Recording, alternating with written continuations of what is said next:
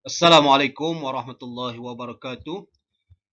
Alhamdulillah, bersyukur kita kepada Allah SWT kerana dapat bertemu lagi dalam siri yang ketiga di bawah tajuk Malaikat ataupun Malaikah. Dalam tajuk ini, insyaAllah kita akan cuba mencapai 3 perkara ini. Iaitu yang pertama, kita mengetahui berkaitan dengan malaikat dari aspek definisi dia, ciri-cirinya ada pada malaikat, kumpulan ataupun kategori dia, kemudian apakah tugas para malaikat dan juga sifat-sifat yang ada pada para malaikat. Melalui siri ini juga kita cuba melihat dan menyatakan pendapat-pendapat ulama yang berkaitan dengan malaikat. Begitu juga daripada perkongsian ini kita dapat tahu apakah hujah-hujah ataupun dalil-dalil yang berkaitan dengan tajuk ini. Insya-Allah. Bismillahirrahmanirrahim. Okey semua, untuk kali ini iaitu dalam tajuk Malaikah, saya bahagikan kepada dua bahagian. Bahagian yang pertama ini iaitu berkaitan dengan malaikat sehinggalah di bawah tajuk Hafazah. Manakah selebihnya saya akan kongsikan perbincangannya ataupun perkongsiannya dalam video yang akan datang, insya-Allah. Okey, untuk kali ini di bawah tajuk Malaikah, kalau kita lihat paparan di situ, para pengarang telah memulakan perbincangannya dengan menanam kewajipan beriman kepada para malaikat, agar pembaca ataupun yang membaca kitab beliau ini tertanam dalam fikiran mereka, mereka wajib beriman kepada malaikat dan seterusnya mendorong untuk mengetahui siapakah malaikat dan perkara-perkara yang berkaitan dengan malaikat. Baik, isinya pertama. Dalam perenggan yang pertama itu, pengarang menceritakan kepada kita tentang kedudukan keimanan dengan malaikat dan juga hukumnya. Jadi, di situ isinya ialah wajib setiap mukallaf beriman dengan para malaikat. Untuk pengetahuan semua, yang dimaksudkan dengan mukallaf itu iaitu mereka yang melengkapi syarat. Yang pertama, berakal, baligh, kemudian sampai seruan dakwah, dan yang keempat, mempunyai panca indera yang lengkap, terutamanya penglihatan dan juga pendengaran. Sekiranya ada keempat-empat perkara tersebut, dia dipanggil sebagai mukallaf. Setiap mukallaf wajib beriman dengan para malaikat. Isi yang kedua ialah, masih lagi di perenggan yang pertama tu, bagaimana keimanan yang perlu kita berikan ataupun apakah perkara-perkara yang perlu kita pegang. Iaitu kita mesti beriman dengan pegangan yang mantap, jaziman, putus, makna tidak ada berganjak lagi. Apa yang perlu kita beriman? Bahawasanya bi'annahum mawjudun, para malaikat wujud, kemudian mereka itu dimuliakan, kemudian mereka tidak berharga kepada Allah, dan mereka sentiasa melakukan perkara-perkara yang diperintahkan oleh Allah Subhanahu Wa Taala. Itulah perkara-perkara yang wajib kita imani berkaitan dengan para malaikat. Seterusnya, isi yang ketiga ialah tentang dalil kewujudan para malaikat. Jadi dalam konteks dalil ni, apa saja ayat-ayat sama ada Al-Quran ataupun hadis yang menceritakan tentang malaikat, itu boleh dijadikan dalil tentang kewujudannya. Kewujudan mereka iaitu para malaikat. Cuma dalam kitab ni dia bawakan ayat surah Al-Baqarah ayat 285. Jadi boleh rujuklah. Cuma dalam peperiksaan nanti, pastikan bila menjawab berkaitan dengan dalil, fokus yang menjadi persoalan berkaitan dengan dalil tersebut mesti sampai. Macam tentang kewujudan malaikah ini, ayatnya mestilah sempurna. Jangan terhenti amanar rasulu bima unzila ilaihi min rabbih wal mu'minun. Sampai situ saja. Maka ketika itu jawapan anda semua akan dianggap salah. Jadi jawapan kamu mesti ada perkataan malaikah. Sampai ayat baris kedua tu.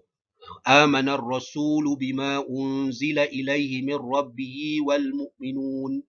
Kullun amana billahi wa malaikatihi wa kutubihi wa rusulih. Bila ada perkataan malaikah tu, dah dianggap sebagai mencapai maksud persoalan dalil tersebut. Begitu juga isi yang keempat, masih lagi berkaitan dengan dalil. Dalil kewajipan beriman dengan para malaikat. Dalam buku ini, dia bawakan surah An-Nisa 136. Walau bagaimanapun, sekiranya ada ayat-ayat lain ataupun hadis baginda Rasul SAW, juga boleh diterima dalam persoalan berkaitan dengan kewajipan beriman dengan malaikat. Cuma dalam buku ini, dia bawa ayat surah An-Nisa ayat 136. Macam tadi saya ingatkan kepada para pelajar agar apabila menulis dalil, pastikan fokus persoalan tersebut sampai, iaitu tentang malaikah. Macam ayat ini, wa may yakfur billahi wa malaikatihi wa kutubihi wa rusulihi wal yaumil akhir faqad dhalla dhalalan ba'ida. Tulis sampai habis, kerana dalam ayat ini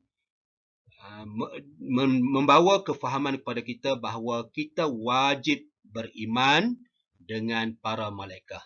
Sekiranya kita tidak beriman, kita dianggap sesat. Sesat yang begitu jauh. Jadi itu melambangkan bahawa kita wajib beriman dengan para malaikat. Kemudian dalam konteks ini juga, keimanan kita kepada para malaikat termasuklah perkara-perkara yang diperincikan oleh Allah ataupun oleh Rasulullah SAW. Perkara itulah yang kita perlu imani. Sekiranya ada perincian, maka perincian itu juga termasuk dalam perkara yang wajib kita imani. Tetapi kalau ada dalil yang datang secara umum, maka keimanan kita juga adalah secara umum sahaja. Seperti mana disebut dalam kitab tu, yajibu imanu bil malaika allazi waradat asma'uhum wa awsafuhum au asnafuhum ala tafsilan. Wajib beriman secara terperinci sekiranya datang dalam bentuk terperinci, dan wajib beriman secara umum sekiranya perkara itu dalam bentuk umum. Untuk seterusnya, kita telah sampai satu isi yang amat penting di dalam mana-mana tajuk. Ta'rif mesti diberikan perhatian yang lebih kerana ia merupakan asas kepada setiap pembahasan. Bagi tajuk malaikah ini, ta'rif merupakan isi yang kelima yang bermula dengan ta'rif malaikah dari sudut bahasa. Dalam ta'rif dari sudut bahasa ini, kita perlu memberikan perhatian kepada makna al-malaikah itu sendiri, iaitu bimakna risalah, bermakna utusan. Kerana para malaikat membawa utusan daripada Allah Subhanahu Wa Taala, olehnya demikian mereka dinamakan dengan nama malaikah kerana mereka membawa utusan daripada Allah Subhanahu Wa Taala. Seterusnya, dari sudut istilah. Dari sudut istilah ini, apabila kita sebut saja perkataan malaikah, dia akan merujuk pada istilah ini. Jadi, lafaz ta'rif dari sudut istilah ini perlu dihafal sekurang-kurangnya sehingga ke di sini sekurang-kurangnya, ya. Hafal dengan sebetul-betulnya. Iaitu para malaikat ini adalah jisim, ataupun kalau manusia dipanggil tubuh lah. Sebenarnya perkataan ajsam ni dia lebih umum, tapi kalau merujuk kepada manusia dia dipanggil tubuh. Iaitu tubuh yang lembut, yang berunsurkan cahaya. Yang mereka ini mempunyai kemampuan menjelma dengan jelmaan yang baik dan sentiasa dalam ketaatan. Sya'nuha ta'ah. Sentiasa dalam ketaatan dan kebiasaannya mereka tinggal di langit dan ada juga di kalangan mereka yang tinggal di bumi. Di tempat kita ni. Dan baginda Rasulullah SAW juga pernah bertemu para malaikat ini dalam dua bentuk, sama ada bentuknya yang asal dan juga dalam bentuk jelmaan. Inilah tiga isi dalam tajuk ini, dalam ta'rif ini. Yang paling penting, kamu kena faham soalan, apakah kehendak soalan, sama ada ta'rif itu meminta dari sudut bahasa sahaja, ataupun dari sudut istilah sahaja, ataupun meminta kedua-duanya sekali. Oleh demikian, tajuk ini kamu kena hafal seelok-eloknya dan mestilah mencapai ataupun sampai maksud yang dikehendaki. Seterusnya, di antara ciri utama para malaikat ialah para malaikat terpelihara dan juga mereka itu tidak akan melakukan dosa. Ataupun istilahnya maksum. Dalam tajuk ini, isi yang perlu kita tekan ialah yang merupakan isi ke-8. Kita mesti ingat bahawa para malaikat terpelihara daripada dosa ataupun istilahnya maksum. Dia merupakan ciri yang khusus bagi para malaikat. Kemudian, isi yang ke-9 ialah apakah dalil yang menunjukkan para malaikat ini maksum? Dalam buku kamu, dia ada 3 dalil yang diketengahkan.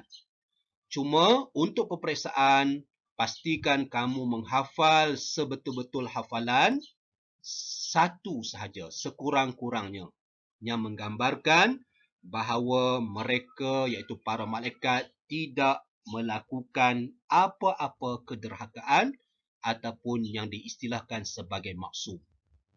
Kita ambil contoh ayat yang pertama, iaitu surah An-Nisa ayat 136. A'udzubillahi minasyaitonirrajim. La ya'sunallaha ma amarahum wa yaf'aluna ma yu'marun. Ayat tu secara jelas, tengok perkataan tu, la ya'suna, mereka para malaikat tidak menderhakai Allah Taala dan mereka melakukan apa saja yang diperintahkan oleh Allah Subhanahu Wa Taala. Begitu juga ayat yang kedua, Allah berfirman, yusabbihuna al-laila wan-nahar la yafturun. Perkataan la yafturun itulah yang menggambarkan bahawa para malaikat tidak mengingkari apa sahaja perintah Allah Subhanahu Wa Taala. Mereka bertasbih waktu siang, waktu malam dan juga siang, dan mereka tidak mengabaikan perintah Allah. Seterusnya, ini juga tajuk yang penting, iaitu berkaitan dengan perbezaan. Mana-mana tajuk ataupun mana-mana perbincangan sekiranya ada isi perbezaan, kamu kena ambil perhatian kerana kebiasaannya, keberangkalian untuk keluar dalam peperiksaan itu tinggi. Soalan perbezaan. Dalam tajuk ini, pengarang membawa kepada kita perbezaan di antara maksumnya para malaikat dan maksumnya para nabi. Kamu boleh lihat dan keluarkan menjadi nota. Di antara perbezaannya ialah maksumnya para malaikat, dia dalam bentuk tiada dorongan langsung untuk melakukan maksiat. Tengok. Laisa indahum nuzu' ila maksiyah. Mereka tidak ada mempunyai dorongan langsung untuk melakukan maksiat. Berbanding dengan para nabi, oleh kerana para nabi ini merupakan manusia, maka fitrah manusia itu sering secara fitrahnya berkemungkinan melakukan maksiat. Itu yang pertama perbezaannya. Perbezaan yang kedua ialah secara penciptaannya para malaikat ini mereka tidak mempunyai sebarang keinginan. Mereka tidak mempunyai sebarang keinginan syahwat ataupun istilah syahwat, keinginan. Para malaikat tak ada langsung. Manakala para nabi walaupun ada keinginan, tetapi Allah sentiasa memelihara dan juga menjaga para nabi daripada melakukan maksiat. Itulah perbezaan di antara maksumnya para malaikat dan maksumnya para nabi. Jadi kamu ambil perhatian, keluarkan ayat-ayat ini.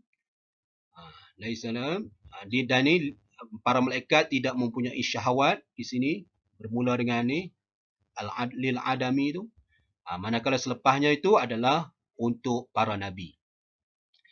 Seterusnya, kemungkinan juga soalan berkaitan dengan dan juga merupakan isi yang ke-11 dalam perbincangan kita ini, iaitu berkaitan dengan apakah persamaan di antara malaikat dengan para nabi. Jadi jawapannya ialah kedua-duanya wajib maksum. Di sini isi dia ya. Al-ismatu wajibatun lil anbiya walil malaikah. Ini persamaan di antara malaikat dan juga para nabi. Kedua-duanya wajib maksum, iaitu terpelihara daripada melakukan apa-apa dosa ataupun sebarang kederhakaan kepada Allah Ta'ala. Seterusnya ialah berkisar tentang penciptaan malaikah. Apakah ciri-ciri yang ada pada malaikat dalam penciptaannya? Ini adalah merupakan isi yang ke-12, menceritakan tentang malaikat dicipta daripada cahaya. Dalam peperiksaan kena hati-hati, bezakan dengan nur dengan nar. Kalau nar itu bahan ciptaan jin, manakala nur adalah bahan ataupun unsur bagi para malaikat. Jadi kena hati-hati ketika menulis tu. Kemudian isi yang ke-13 ialah dalil penciptaan malaikat ataupun apa dalil yang mengatakan bahawa malaikat ini dicipta daripada cahaya. Jadi dalil ini perlu dihafal, iaitu sekurang-kurangnya sehingga qala Rasulullah sallallahu alaihi wasallam khuliqatil malaikatu min nur. Sekurang-kurangnya sehingga situ. Itu menunjukkan bahawa dah sampai maksud kehendak tu. Itu sampai ni. Iaitu terjemahan dia, para malaikat dicipta daripada cahaya. Tapi sebaik-baiknya hafallah secara lengkap hadis Rasul sallallahu alaihi wasallam tersebut. Kemudian isi yang ke-14 dalam tajuk malaikah ini ialah perbincangan berkaitan dengan kategori ataupun kumpulan-kumpulan yang ada di kalangan para malaikat ini. Dan juga apakah dalil yang menunjukkan perkara tersebut. Secara umum dulu, perkara 6 kategori ataupun 6 kumpulan para malaikat ni terlebih dahulu kita kena hafal. Kerana kadang-kadang soalan dia akan datang sebutkan 3 ataupun 4 kumpulan malaikat. Jadi daripada 6 ni sekurang-kurangnya kena hafal 4. Yang pertama ialah kumpulan yang dinamakan Al-Hafazah. Hafazah ni adalah kumpulan yang menjaga ataupun yang menjadi pemelihara terhadap makhluk Allah Ta'ala.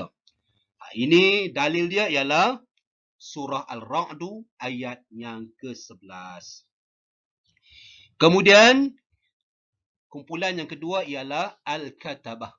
Katabah ini ialah penulis ataupun pencatat, dan sandaran dia ataupun kita tahu ada kumpulan tersebut bersandarkan dengan dalam surah Al-Qaf, surah Qaf ayat 18. Boleh semak dalam buku teks apakah ayat tersebut. Kemudian yang ketiga, kumpulan yang diberi tanggungjawab sebagai Hamalatul Arsh, pemikul Arash, penanggung Arash. Boleh merujuk kepada surah Al-Haqqah ayat yang ke-17. Begitu juga kumpulan yang keempat, iaitu kumpulan Khazanatul Jannah ataupun penjaga syurga, merujuk kepada surah Az-Zumar ayat 73. Kemudian yang kelima, Khazanatun Nar, penjaga neraka. Dalil dia ialah surah Al-Muddathir ayat 30. Kemudian yang keenam, Malaikatul Maut, iaitu malaikat yang bertugas sebagai pencabut nyawa, yang boleh dirujuk dalam surah Al-Anfal ayat 50. Untuk video kali ini, saya hanya berkongsi kumpulan yang pertama dahulu, iaitu kumpulan Hafazah. Iaitu perbincangan, pembahasan penulis berkaitan dengan malaikat Hafazah sahaja. Selebihnya kita akan bertemu dalam video yang akan datang berkaitan dengan kumpulan-kumpulan malaikat. Dalam tajuk Hafazah ini, isi yang pertama yang perlu kita ambil perhatian, yang merupakan isi yang ke-15, iaitu siapa dia malaikat Hafazah ini. Malaikat Hafazah ini ialah sekumpulan malaikat, iaitu yang ditugaskan ayyakunu hafazatan li khalqihi, bahawa mereka menjadi sebagai penjaga, pemelihara bagi makhluknya. Menjaga daripada apa? Yahfazunahum minal mudar, menjaga mereka iaitu makhluk Allah tadi daripada sebarang kemudaratan. Kemudian malaikat penjaga ini pula adalah khusus bagi manusia sahaja. Manakala ada juga pendapat yang mengatakan bahawa malaikat hafazah juga diutuskan kepada jin. Maknanya ada juga pendapat yang mengatakan malaikat hafazah ini juga berada ditugaskan kepada golongan jin. Tetapi yang biasanya, kefahaman biasanya, malaikat hafazah ini hanya kepada manusia sahaja. Kemudian apakah dalil tentang kewujudan malaikat hafazah ini? Ini merupakan isi yang ke-16 yang perlu kamu hafal, ialah merujuk kepada surah Ar-Ra'du. Surah Ar-Ra'du ayat yang ke-11 dan juga hadis baginda Rasul sallallahu alaihi wasallam yang boleh kamu rujuk pada muka surat 13 dalam buku teks. Tengok tu, fokus ayat tersebut ialah lahu mu'aqibatum min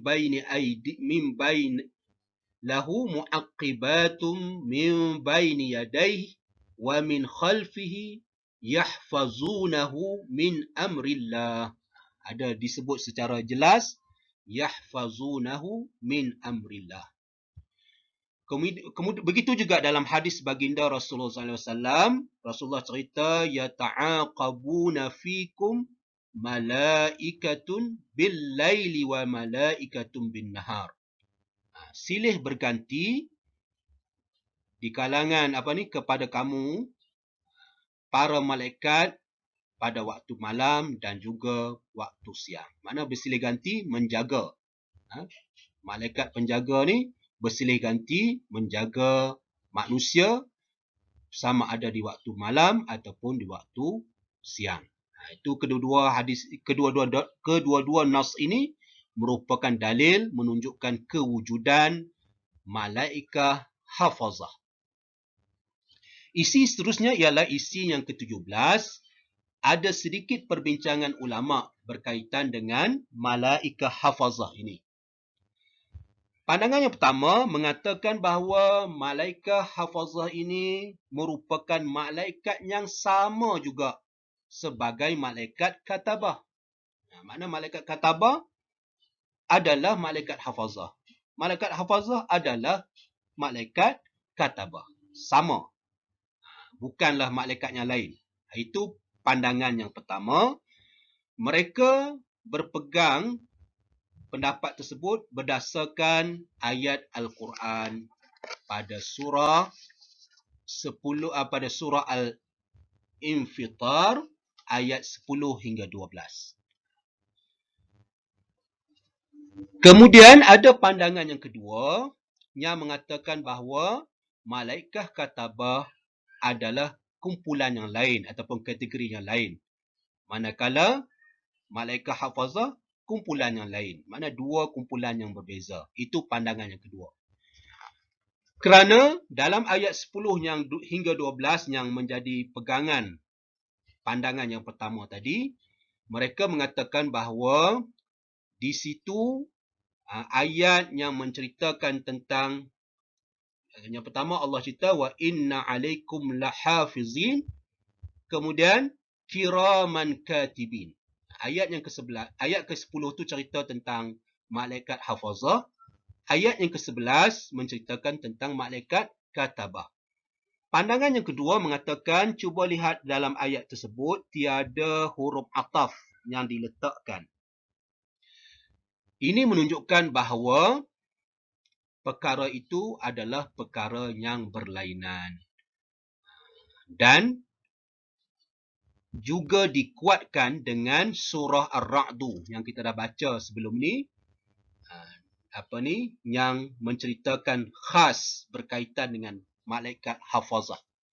Oleh demikian, pandangan yang kedua ini mengatakan bahawa malaikat hafazah adalah kumpulan yang lain berbanding kumpulan yang satu lagi, katabah. Dua kumpulan yang berbeza.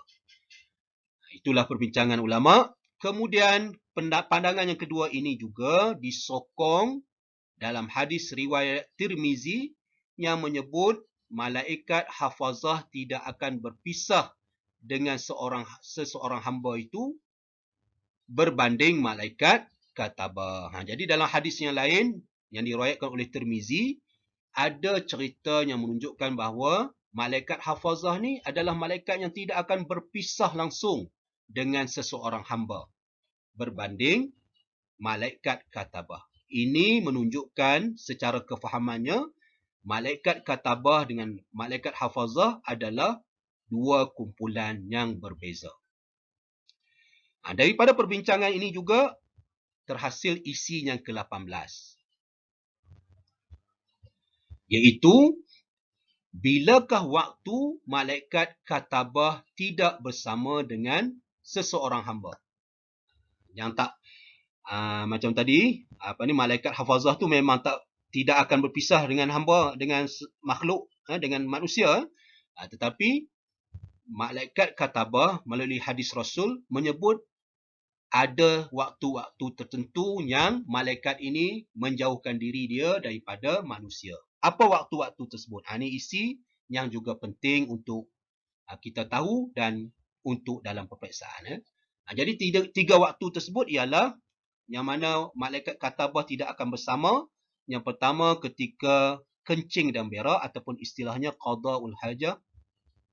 Yang kedua ketika jima' ataupun bersetubuh. Ketika itu malaikat katabah akan menjauhkan dirinya, dan begitu juga ketika mandi. Semua ini disebut di dalam hadis Rasul sallallahu alaihi wasallam.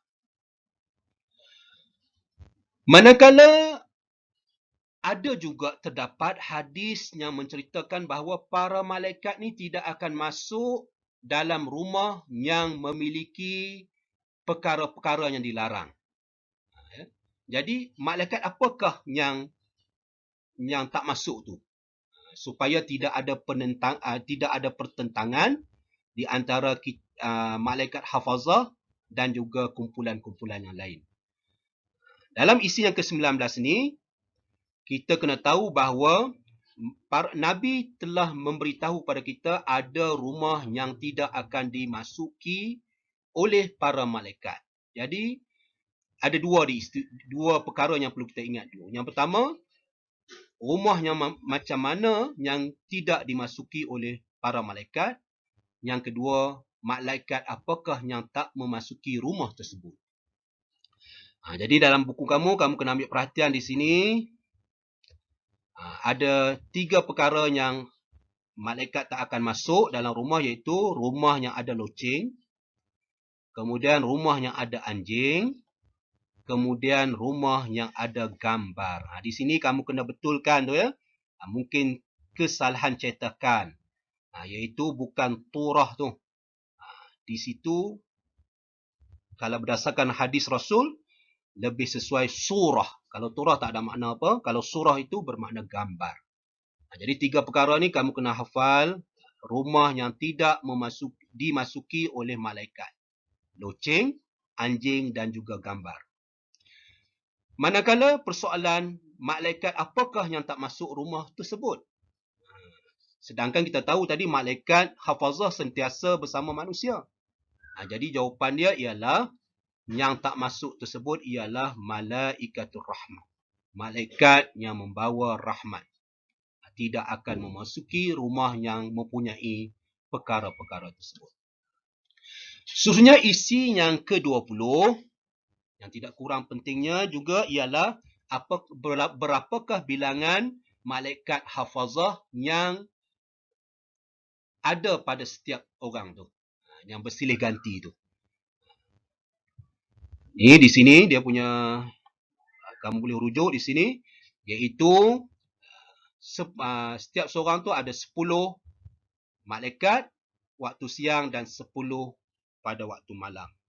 Dan ada juga pendapat yang mengatakan 20 dan ada juga pendapat lebih daripada bilangan tersebut. Cuma yang perlu kita yakini bahawa malaikat hafazah itu mesti ada pada setiap manusia. Seterusnya isi yang terakhir dalam pembincangan ini ialah isi yang ke-21. Kita kena tahu penjagaan ataupun pemeliharaan malaikat ini hanya berkaitan dengan qada mu'allaq. Ini juga penting. Dan tidak ada kaitan dengan qada mubram. Apa dia qada mu'allaq? Iaitu ketentuan Allah yang boleh berubah sahaja. Itulah yang dijaga oleh para malaikat.